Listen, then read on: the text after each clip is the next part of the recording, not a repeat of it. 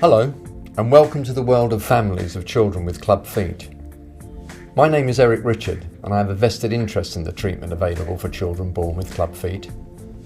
I was born with this condition and underwent surgery when I was a child, and as a result, although the position of my feet was corrected, I consequently suffered with pain and discomfort for some years after.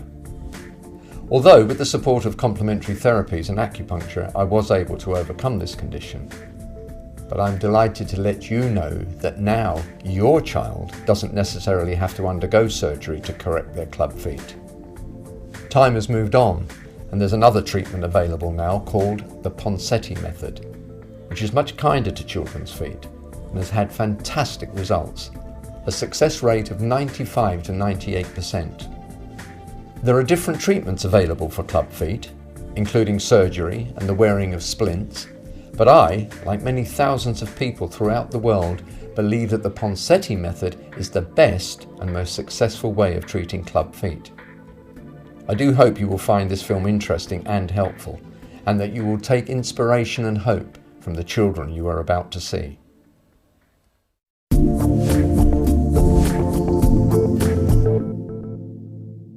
What is clubfoot? Well, an otherwise normal foot turns into a clubfoot during the second trimester of pregnancy. The foot is turned inwards and resembles a club, hence the name clubfoot. The condition is also often referred to by its medical name of talipes, or more properly, congenital talipes equinovarus, or CTEV for short. Clubfoot is often diagnosed on an ultrasound scan, although ultrasound cannot predict how severe the clubfoot is. There are many theories about the causes of clubfoot, but these are not conclusive. Many parents feel guilty when they find out their child has been diagnosed with clubfoot and wonder if they could have done something different to prevent the condition occurring. Parents should not feel guilty in any way. It's just one of those things that happens and needs to be dealt with. If your child has recently been diagnosed as having clubfoot, either during an ultrasound scan or at birth, you will obviously be concerned. However, I hope that this film will reassure you and show you how easily the condition can be successfully treated so that your child will lead a completely normal life.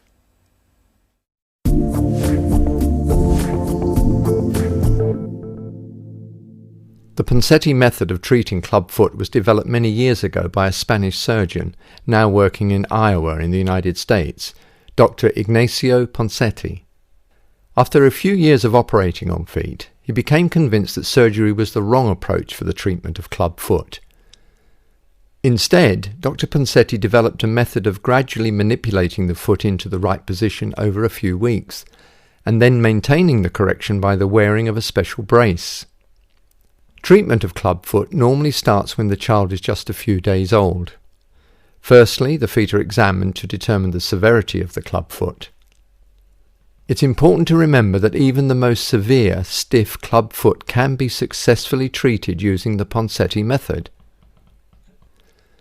The practitioner will gently and expertly manipulate the foot towards a correct position. This position is held in place by the application of a plaster cast, which normally stays on for between 5 to 7 days. The child then returns to the hospital to have the cast removed, further manipulation, and another plaster cast fitted. This cycle continues for up to 8 weeks, depending on the severity of the clubfoot. You will be amazed each week as you look at the difference in your child's feet and the changing shapes of the plaster casts. As the foot is moved into the correct position, the ligaments are stretched and the foot becomes more flexible. Often, at the end of this series of plaster casts, a simple procedure called a tenotomy is carried out.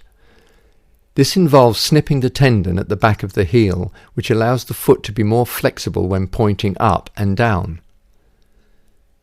This procedure takes seconds, and it may be performed under local or general anaesthetic. The foot is then put back in plaster for 3 weeks so that the tendon can regenerate. Parents are often worried about this part of the treatment if it's needed, but it's a very minor procedure. There are no stitches, and it can often be difficult to tell where the snip was made. After the last cast has come off, the foot has now been corrected, and I think this is fantastic.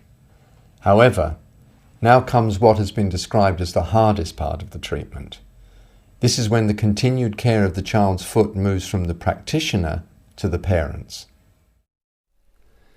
It is really important to maintain the correction that has been achieved with the manipulations and plaster casts.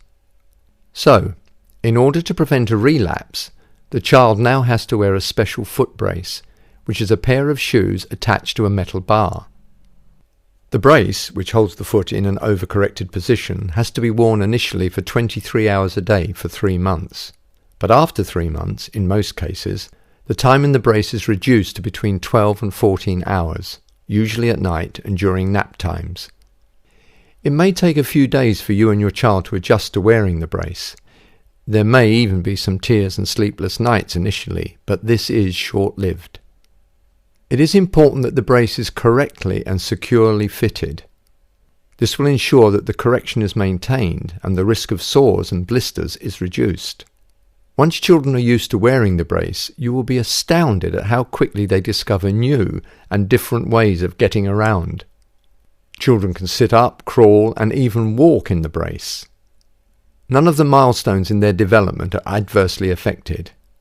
In fact, some parents claim that the brace strengthens their child's leg muscles and enables them to sit up more easily. During the time that your child is wearing the brace, you will encounter some practical issues. For example, your child may knock the bars on their cot at night and wake themselves up. All these issues can easily be overcome, and if you are in touch with other parents in the same situation, you can always share helpful tips with one another. Occasionally, some children will need a little more intervention at around the age of 3. This may involve moving the position of a tendon in the foot to make it pull in the right direction.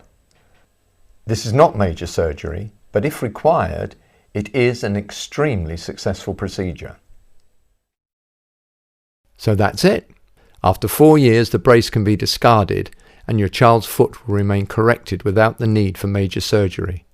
There is no scar tissue, no reason to expect pain, arthritis or stiffness. Instead, your child can look forward to a completely normal life and probably won't even remember having had clubfoot.